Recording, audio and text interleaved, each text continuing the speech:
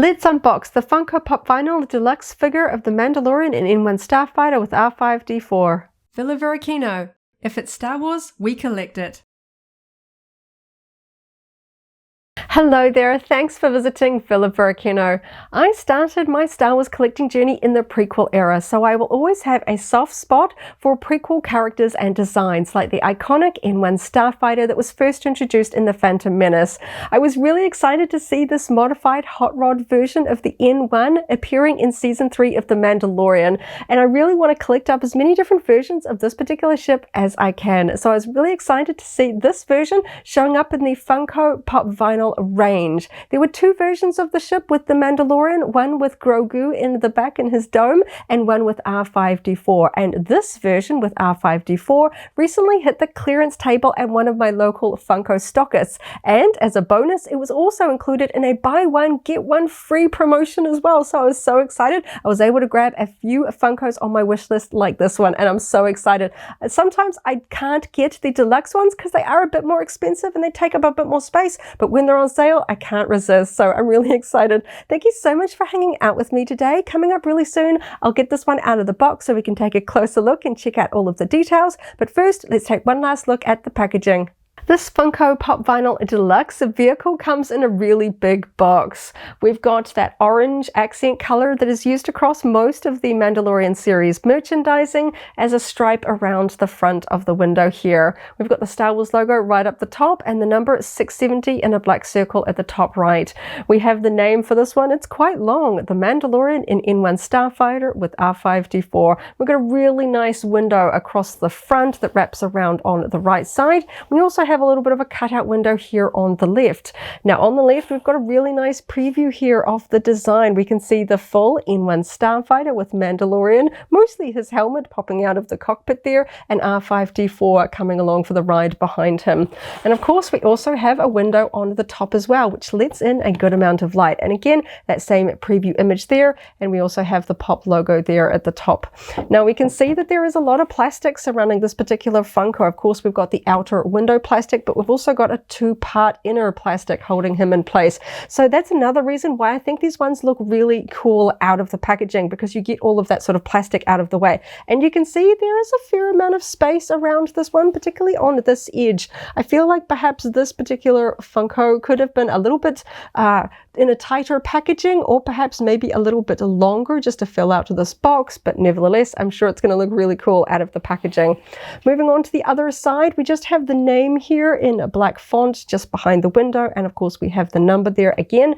And moving on to the back, now here we have a nice full view of the design with the N-1, Mandalorian and R5-D4, again with the name, and some of the other standard single Funkos that were available around the same time from the Mandalorian, ones like Pelimoto, the Armorer and Paz Vizsla. So many great characters, so many great Funkos from the Mandalorian series. As it says, collect them all, and I'm really trying. And of course we also have the Mandalorian series logo here on the back. The undersides, just some copyright text, all of that kind of stuff. Not really that interesting. But yes, it is a big box. I do keep my Funko packaging even if I don't actually display the Funko in it, but these big boxes, they do kind of a good job of displaying it, but with so much packaging in the way, I think this one's going to look really cool out of the box. So let's get it open.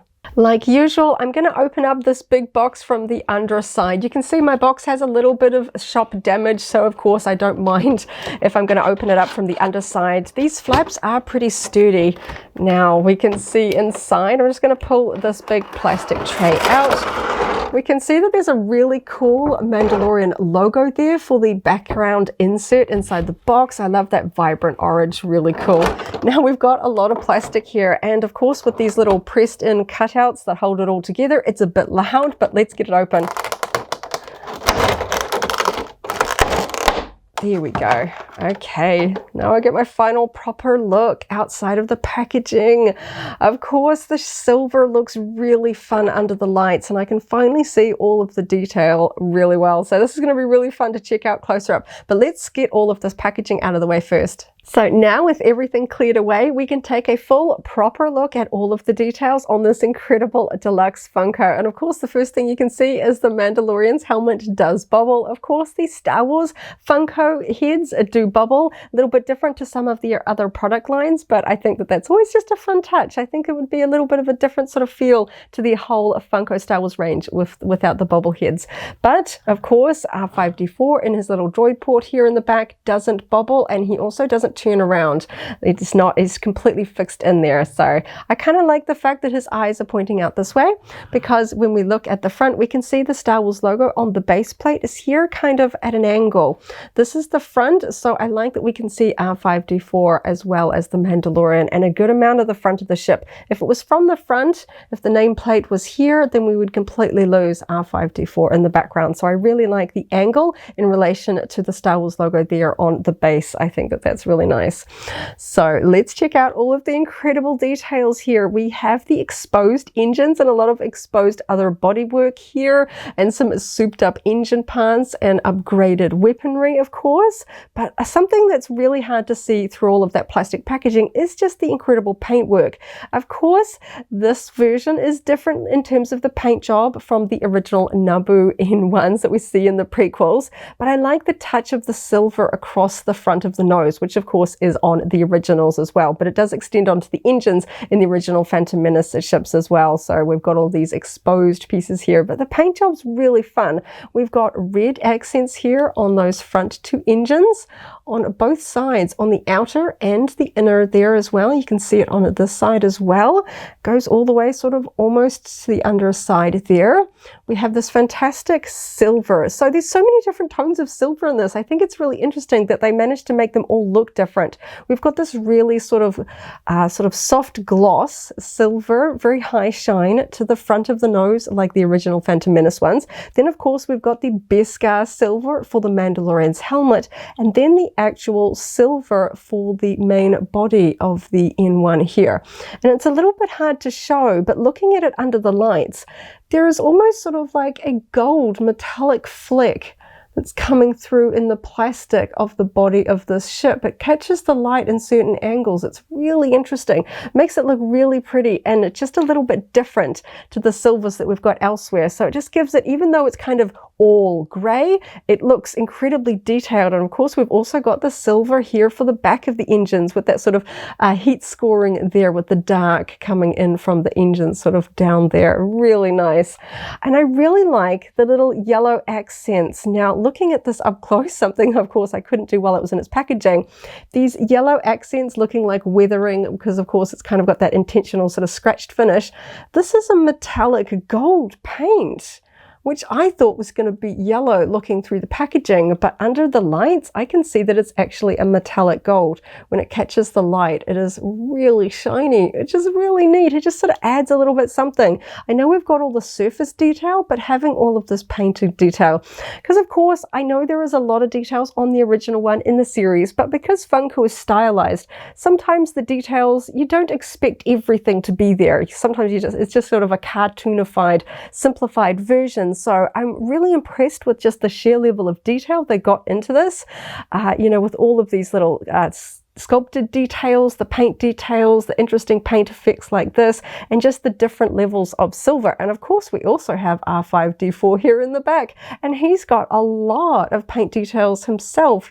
His little third eye here, a little bit hidden in behind the Mandalorian's helmet, but we can see that he has a really interesting sort of a beige weathering, which has these sort of really obvious brush strokes around his dome there, looking like he's a little bit weathered from riding in the little droid port there. We've got his painted dome details there on the top, which match up quite nicely to the sculpted details. Each of these little panels is slightly recessed, so that paint is lined up there nicely. We've got his little antenna there painted in silver and black. We've got silver details around his neck and also down the sides. We've got this really fine painted red line around his dome as well. And of course we have silver and black for his very cute little three eyes there. So much detail. That's really sort of such a small component. Of course, he's technically a character, so I really like that they've given him an appropriate level of detail there in his little droid port there in the back. Something I think that really sort of adds to the overall cute factor of this is because kind of from the front, this Starfighter looks sort of almost to scale in terms of just sort of the proportions of the body. But then we've got this really short little tail section on the back. It's quite longer on the show and in other versions of the collectibles, which try to be a little bit more accurate to the show. But of course, Funko is stylized, so I kind of like the fact that it's short. It also helps a lot when putting this on my display shelf as well, because of course it's going to be sitting like this. I don't need it really extending too far in the back. It's going to block out the space around the back end there. So I like that it's kind of, you know, made in sort of a cute shortened factor there, so it fits nicely on my display shelf. Because when it comes to the larger Funko Pop vinyls, I'm always trying to juggle space because they are a lot bigger than the standard single ones. And looking from this side, we can see the amount of detail that we've got for the Mandalorian's torso in here. He is fully sculpted in, you cannot remove him. We can see that we have his torso in there with his Beskar armor. You can see his hands holding onto the controls in there, and we even have his cloak coming in there in the back, and we've got some really nice detail. I can see his cloak is painted. He's got his bandolier across his chest in there as well. Really, really nice. And it's nice and tight there as well. I can see just the sort of the sculpting of the back of the cockpit seat in there. Really cool. This is so neat. I love seeing all the details. So on the underside, we've also got some interesting dual tone gray and silver here as well. We've got some dark sort of grays and silver patches here. And we've got that extra sort of engine sort of souped up here in the back, which is again a slightly different metallic silver to many of the other aspects here. Really nice detail there. We can see the underside of the stand there, nice and black. And we can see the clear sort of acrylic rods holding up the piece off the display stand. So it looks like it's in flight. And I think it's a really good position too. When I put it like this, I can almost not see them at all. I just get a little bit of a hint of this one here in the back. But it's a nice elevation, not too high, but a good tipped angle. So we can see across the top of the ship, because the N1s are kind of flat. If they were a little bit horizontal, you're just looking straight onto the side. So I like the fact that it's tipped to the side, so I can see across all the way to that far engine there as well, because we've got so much of this cool detail here on the front, all of that sort of extra engines and grunt that has been added on to the ship. Overall, I'm really enjoying the paintwork on this. We can see the black visor of the Mandalorian's helmet is painted nice and evenly, and I don't see any obvious sort of splodges or anything like that. We can see the side details here on the helmet, again multiple tones of silver and grey with some black details, and even that detail there on the back of the helmet painted really nice. So many different greys and silvers. It could just look a little bit dull, but they've really found a way to give us just lots of different tone and detail, so it really stands out and looks really pretty. The one tiny little thing that stands out to me is a little bit of a sort of a swish in the front silver on the nose here. It only really shows up under certain lights. It looks like just a bit of a brush stroke when applying that silver that wasn't quite completely sort of buffed out, as it were. Just a little bit noticeable there under certain angles, but when I put it to the side, I don't see it. And of course, he does a lot in this ship. I can take it as just sort of a little bit of battle damage. Maybe it's just, you know, a little bit worn across the silver nose there. Again, it only shows up in certain angles, so it's not a deal breaker for me. I know that there is so much detail on this.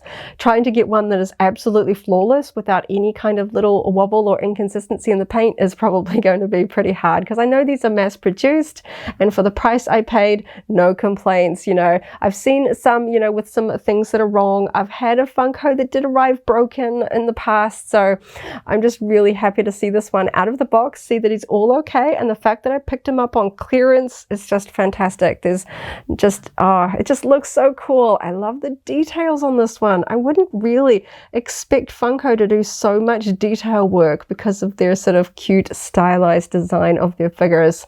These deluxe vehicles are just so impressive with how much they can replicate in here.